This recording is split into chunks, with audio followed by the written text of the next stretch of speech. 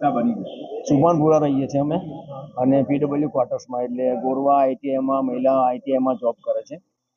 એમાં કામગીરી અમે રિક્વેસ્ટ બી કરી હતી કે તબિયત એવી છે એટલે તમે અમને ઓર્ડર ના કરો.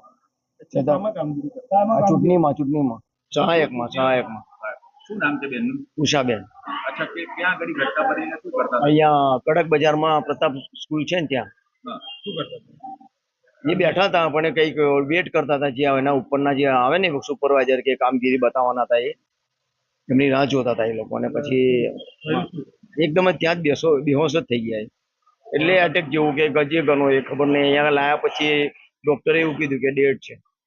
નોકરી કરતો ગોરવા આઈટીઆઈ મહિલામાં.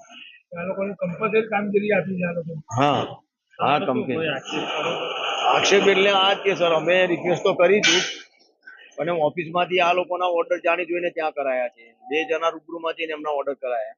એમને કોઈ બીમારી ના, બીમારી તો હતી જ એમ, પણ એ તંદુરસ્ત હડતા પડતા કામગીરી તો કમ્પ્લીટ કરતા હતા બધા. અચ્છા, આ કેટલો ગંભીર મામલો માનો છો કે જે રીતે બંને કામ કરવાના? હા, તે લોડ તો હતો જ એને. લોડ તો હતો જ.